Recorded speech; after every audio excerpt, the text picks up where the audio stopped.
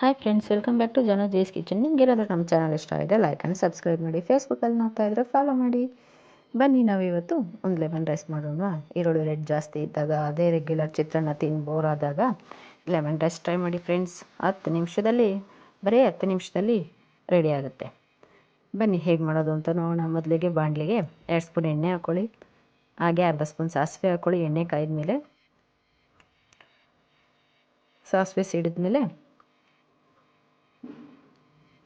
1 spoon ಉದ್ದಿನಬೇಳೆ, ಹಾಗೆ 1 spoon ಕಡಲೆಬೇಳೆ, 2 ಸ್ಪೂನ್ ಕಡಲೆ ಬೀಜ ಹಾಕ್ಬಿಟ್ಟು ಕ್ರಿಸ್ಪಿ ಆಗೋವರೆಗೂ ಫ್ರೈ ಮಾಡ್ಕೊಳ್ಳಿ. ಇದಕ್ಕೆ ನಾವು ಈರುಳ್ಳಿ ಏನು ಬಳಸೋಲ್ಲ ಫ್ರೆಂಡ್ಸ್.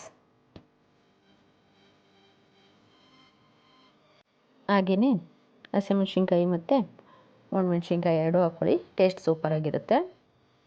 ಸ್ಪೈಸಿ ಜಾಸ್ತಿ ಬೇಕು ಅಂದರೆ ಜಾಸ್ತಿ ಹಾಕ್ಕೊಳ್ಳಿ. ಹಾಗೆ ಒಂದು ಸ್ವಲ್ಪ ತುರಿದಿರೋ ಶುಂಠಿ ಸೇರಿಸಿ, ಟೇಸ್ಟು ಸೂಪರಾಗಿರುತ್ತೆ. ಮತ್ತು 1-2 ಕಡ್ಡಿ ಕರಿಬೇವಿನ ಸೊಪ್ಪು ಹಾಕ್ಕೊಳ್ಳಿ, ಹಸಿದು. ಹಾಗೆ 1-2 ನಿಮಿಷ ಬಾಡಿಸ್ಕೊಳ್ಳಿ ಇದನ್ನು. ಈಗ ಇದಕ್ಕೆ ಒಂದು ಸ್ವಲ್ಪ ಹಿಂಗೆ ಸೇರಿಸಿ, ಲೆಮನ್ ರೈಸ್ಗೆ ಹಿಂಗೆ ಟೇಸ್ಟು ಫ್ರೆಂಡ್ಸ್. ಹಾಕಿ 1-2 ನಿಮಿಷ ಕುಕ್ ಮಾಡ್ಕೊಳ್ಳಿ.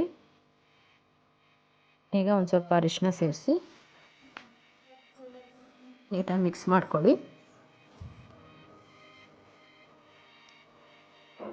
ಹಾಗೆಯೇ ಸಣ್ಣದಾಗಿ ಕಟ್ ಮಾಡಿರೋ ಕೊತ್ತಂಬರಿ ಸೊಪ್ಪು ಸೇರಿಸಿ 1 ನಿಮಿಷ ಕುಕ್ ಮಾಡ್ಕೊಳ್ಳಿ.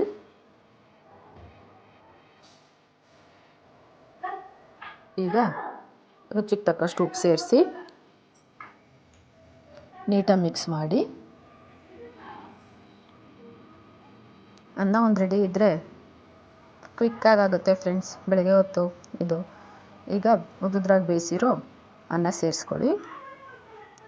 ಎಲ್ಲ ನೀಟಾಗಿ ಮಿಕ್ಸ್ ಆದಮೇಲೆ ಕೊನೆಯಲ್ಲಿ ಅರ್ಧ ಹೋಳು ನಿಂಬೆ ರಸ ಸೇರಿಸ್ಕೊಳ್ಳಿ. ನೀಟಾಗಿ ಮಿಕ್ಸ್ ಮಾಡಿ. ಇದಕ್ಕೆ ಲೆಮನ್ ಜಾಸ್ತಿ ಹಾಕಿದ್ರೇ ಟೇಸ್ಟು ಫ್ರೆಂಡ್ಸ್. ಆವಾಗೇ ಇದು ಒಳ್ಳೆ ಟೇಸ್ಟ್ ಸಿಗೋದು.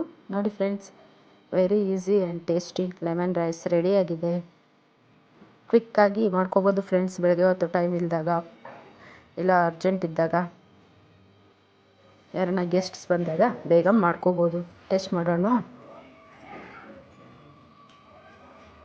ವಾ ಫ್ರೆಂಡ್ಸ್, ರಿಯಲಿ ಸೂಪರಾಗಿದೆ. ನೀವು ಟ್ರೈ ಮಾಡಿ ಕಮೆಂಟ್ ಮಾಡಿ ತಿಳಿಸಿ. Thank you.